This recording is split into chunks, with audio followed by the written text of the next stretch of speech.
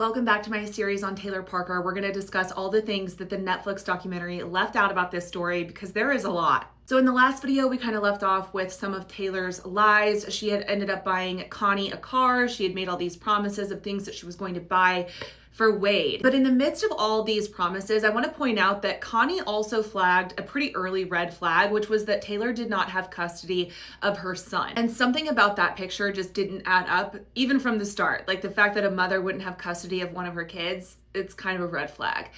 Within weeks, the stories continued. Taylor told Wade and his family that her grandfather owned oil wells and that she stood to inherit millions of dollars.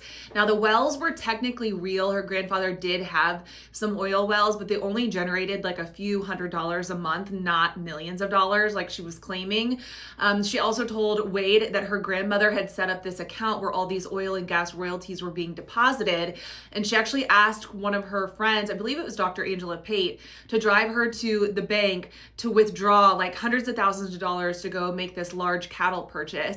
And she goes into the bank and comes out, and she's really upset because she said that they tore up her money because it was old money, and that they kicked her out of the bank because she made a scene in there. But the friend stayed in the car the whole time, so like she didn't even see what actually happened inside the bank. Just weeks into their relationship, Taylor ended up losing her job and suddenly needed a place to live. Mind you, they have been dating for maybe 1 month at this point, okay? And this is where the lies just go to a whole new level. Taylor told Wade that her mother, Shauna, had hired a hitman on her. And according to Taylor, Shauna wanted access to a bank account that was in Taylor's name that supposedly held about $6 million. And she was willing to have her own daughter killed in order to get it. So this is what she told Wade as this ploy to be like, can I live with you? My life is in danger. I am not safe. My daughter is not safe. So like everything, the entire foundation of their relationship is built on lies. I know I've already mentioned some of these things, but I just wanted you guys to understand the scale of what Taylor built, because this is one of the most disturbing parts of the whole case. To make that murder for hire threat feel real and ongoing, Taylor used an app called like VoIP or VoIP. I think it's a way to disguise your IP address so that you can essentially catfish people.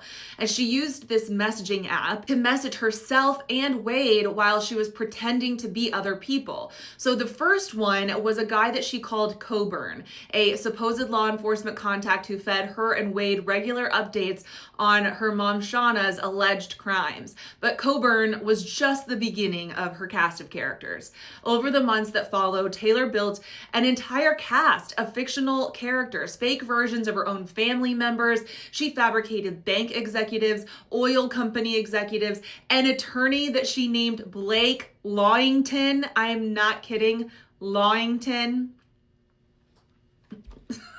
She also created a whole hit squad of supposed Mexican mafia members.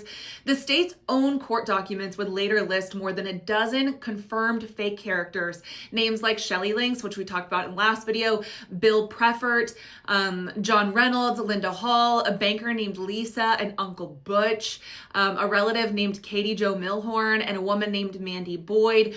Each one of these people had a name, an age, a backstory. Like this is Casey Anthony level lying. Like Casey Anthony did very similar things, creating these email addresses for people that she supposedly worked with to make it look like she had a job to her mom. Like it just fascinates me the way that these liars just pathologically build on their lies. And I just don't know how they keep it all straight. Like how do you decipher the truth from a lie?